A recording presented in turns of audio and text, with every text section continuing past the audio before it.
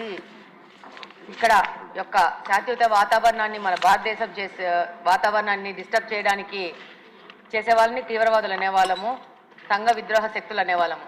కానీ 2019వ సంవత్సరం నుంచి దీని అర్థం మారిపోయింది.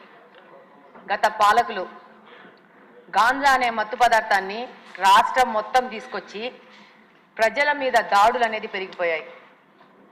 ఈ గాంజా సేవించిన వాళ్ళు సామాన్య ప్రజల మీద దాడులు చేయడము, వాళ్ళని ఇబ్బందులు గురి చేయడం జరుగుతూ ఉంది.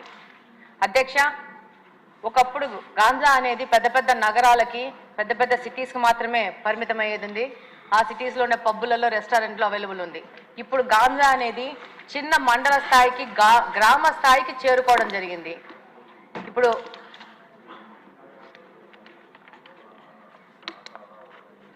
ఈరోజు మామూలుగా తిరుగుతూ ఉంటే ఈ గాంజా ఇంత ఎక్కువైపోయింది ఏమని మాట్లాడుతుంటే స్టూడెంట్స్ అడుగుతూ ఉన్నారు, మాకు గాంజా ఎక్కడ దొరుకుతుందో తెలిసినప్పుడు దీన్ని కట్టడి చేయాల్సిన పోలీసులకు తెలియదా అది ఎక్కడ దొరుకుతుందో అని చెప్పేసి. ఎంతోమంది స్టూడెంట్స్ కలిసినప్పుడు ఎలక్షన్ క్యాంపెయినింగ్లో ప్రశ్నించడం జరిగింది.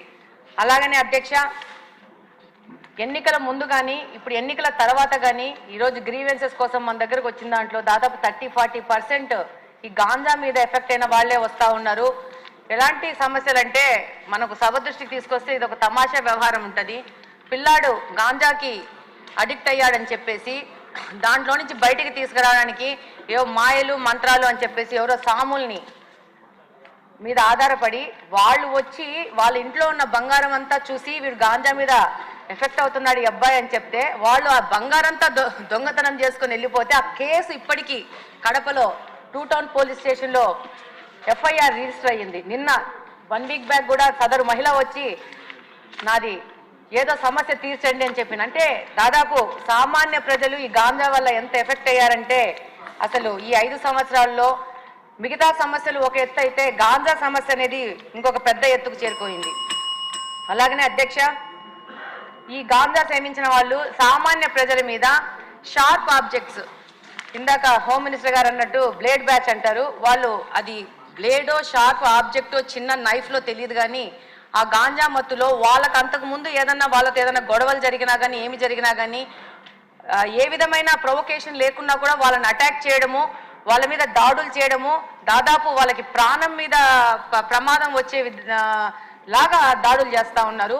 రంజాన్ మాసంలో కడప నియోజకవర్గంలో ఒక మసీదు నుంచి రాత్రి 11 గంటలకి నమాజు చేసుకొని బయటికి వస్తుంటే వచ్చిన పిల్లోని అసలు వితౌట్ ఎనీ నోటీసు చిన్న షార్ప్ ఆబ్జెక్ట్ తీసుకొని కొయ్యడం జరిగింది.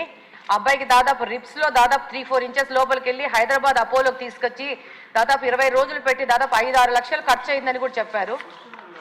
చెప్తున్నాను. అయితే దాని మీద పోలీసు వాళ్ళకి దగ్గరికి వెళ్తే చాలా నామినల్ దొమ్మి కేసు, చిన్న 2 మనుషులు కొట్టుకుంటే జరిగిన గొడవలాగా కేసు రిజిస్టర్ చేశారు. అది గత ప్రభుత్వం వైసీపీ ప్రభుత్వ హయాంలో జరిగింది. ఇలాంటి కేసెస్ చాలా ఉన్నాయి పోలీస్ డిపార్ట్మెంట్ దగ్గర.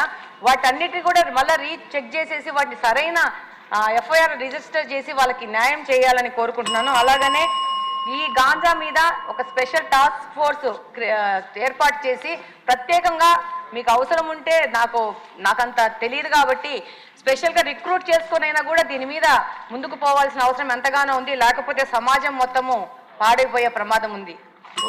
ధన్యవాదాలు అధ్యక్ష. ధన్యవాదాలు అధ్యక్ష. అసాంఘిక శక్తుల గురించి అదేవిధంగా ఈ బ్లేడ్ బ్యాచ్ నియంత్రణ గురించి ఒకసారి మాట్లాడాలనుకుంటే లాస్ట్ 5 ఇయర్స్లో నేను చాలా సందర్భాల్లో చెప్పాను అధ్యక్ష, పోలీసు వ్యవస్థని, పోలీసు నిఘా వ్యవస్థని కూడా కంప్లీట్గా నిర్వీర్యం చేసే పరిస్థితి వచ్చింది అధ్యక్ష. ఎందుకు ఈ మాట చెప్తున్నానంటే లాస్ట్ 5 ఇయర్స్లోని కూడా అప్పుడు ముఖ్యమంత్రి జగన్మోహన్ రెడ్డి రోడ్డు మీదకి వస్తే పరదాలు కట్టడానికో, బారికేడ్లు వేయడానికో, లేకపోతే హౌస్ అరెస్టులు చేయడానికో వీటి మీద పెట్టిన దృష్టి అసాంఘిక శక్తుల్ని పట్టుకుందామని కానీ, నేరస్తులను పట్టుకుందామని కానీ, వాటిని పట్టుకునేడానికి ఉన్న సిస్టమ్ని కనీసం వాళ్ళు తిరిగి పునరుద్ధరించుకోవాలనే తపన కూడా లేకుండా మొత్తాన్ని నిర్వీర్యం చేసిన పరిస్థితి వచ్చింది అధ్యక్ష.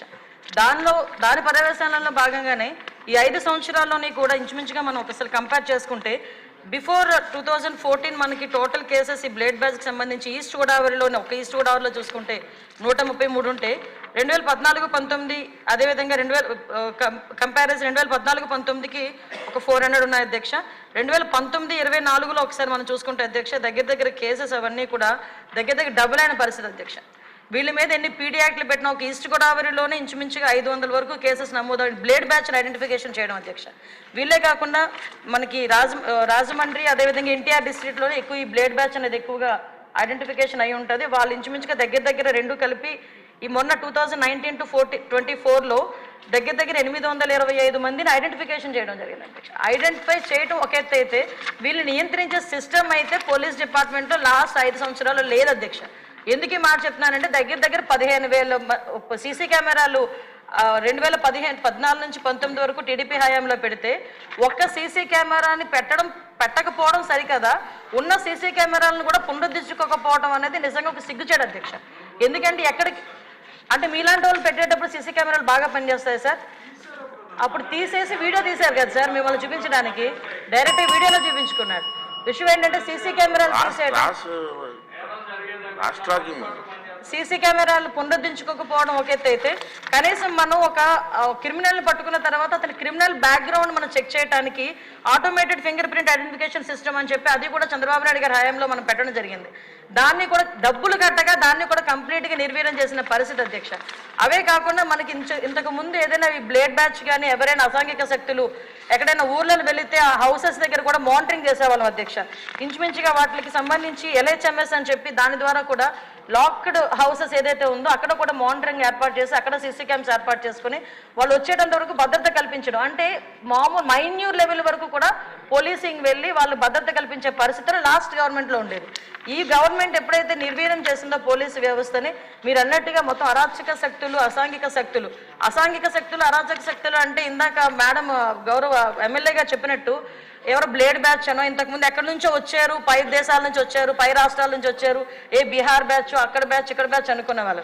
ఇప్పుడు అలా కాదు, అది ఆ బ్యాచ్ ఈ బ్యాచ్ కాదు, వైసీపీ బ్యాచ్ అన్నట్టుగా అసాంఘిక శక్తులు ఎక్కువగా అయిపోయి ఈరోజు కనీసం రాముల్లో గుడికి భద్రత లేదు, బడికి భద్రత లేకుండా అయిపోయింది అధ్యక్ష. లాస్ట్ 5 సంవత్సరాలు కూడా బడిలోనున్న అక్కడికి వెళ్ళి అసాంఘిక కార్యకలాపాలు, ఈవెన్ ఒక రోజు స్కూల్ లాక్ చేసి ఉంటే అక్కడికి వెళ్తే సోమవారం మార్నింగ్ అక్కడికి స్కూల్ ఓపెన్ చేస్తే బీరు బాటిళ్ళు అక్కడ కైనీ ప్యాకెట్లు అవి కనిపించే పరిస్థితి. అలా అదేవిధంగా గుడిలోకి వెళ్తే గుడి విగ్రహాలను ఎత్తుపోయే పరిస్థితి లాస్ట్ 5 సంవత్సరాలు చూసాం అధ్యక్ష.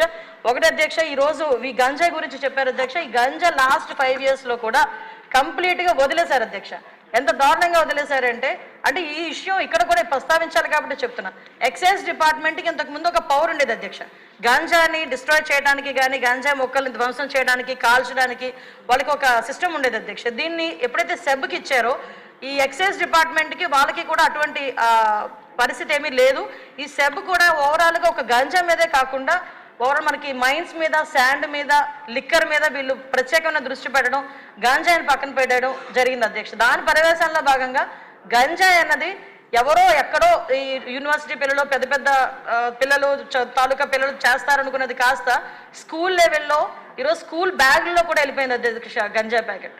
సో మేము ఇప్పుడు ఈ గంజాయి ఈ గంజా మత్తులోనే ఈ బ్లేడ్ బ్యాచ్ కూడా విచక్షణ కోల్పోయి అడ్డొచ్చిన వాళ్ళందరినీ కూడా ఇష్టానుసారంగా ఆ బ్లేడ్తోని చేయటం, హర్ట్ చేయటం. అందులో భాగంగా ఇందాక గౌరవ సభ్యులు చెప్పినట్టుగా మన ఎలక్షన్ క్యాన్వాసింగ్లో భాగంగా పవన్ కళ్యాణ్ గారు వెళ్ళేటప్పుడు పవన్ కళ్యాణ్ గారి మీద కూడా దాడి చేయటం బ్లేడ్ బ్యాచ్. అంటే వాళ్ళకు ఒక విచక్షణ కోల్పోయి ఇలాంటి వాళ్ళని హైయర్ చేసుకుంటారు అధ్యక్ష. కొన్ని రాజకీయ పార్టీలు అసాంఘిక శక్తుల్ని ఇలాంటి వాళ్ళని హైయర్ చేసుకుని గుంపుల్లో పంపించి కూడా ఇలాంటి పనులు కూడా చేస్తున్నారు అధ్యక్ష.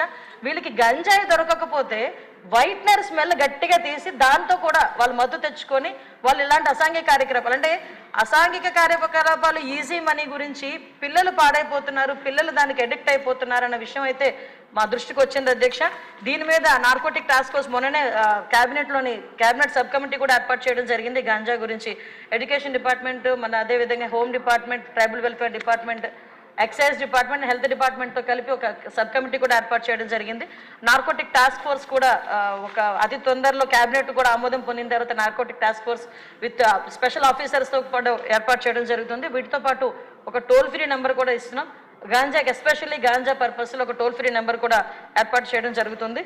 సో ఇవన్నీ ఒక ఎత్తు అయితే అధ్యక్ష. ఈరోజు నేను మళ్ళీ చెప్తున్నాను అధ్యక్ష, ఈ సీసీ క్యామ్స్ పునరుద్ధరించుకొని ఏదైతే టెక్నాలజీని యూజ్ చేసుకొని రాబోయే కాలంలో ఎట్టి పరిస్థితుల్లోని అసాంఘిక కార్యక్రమాలు చేయడానికి ఆలోచన కూడా రాకుండా చేయడానికి ఒక ఉక్కుపాదం మోపడానికి పోలీసు వ్యవస్థ హోంశాఖ కూడా సిద్ధంగా ఉందని, దానికి గౌరవ చంద్రబాబు నాయుడు గారు కానీ పవన్ కళ్యాణ్ గారు కానీ అందరూ కూడా మాకు సహకరిస్తున్నారని చెప్తూ సెలవు తీసుకుంటున్నాను అధ్యక్ష. Question number 27.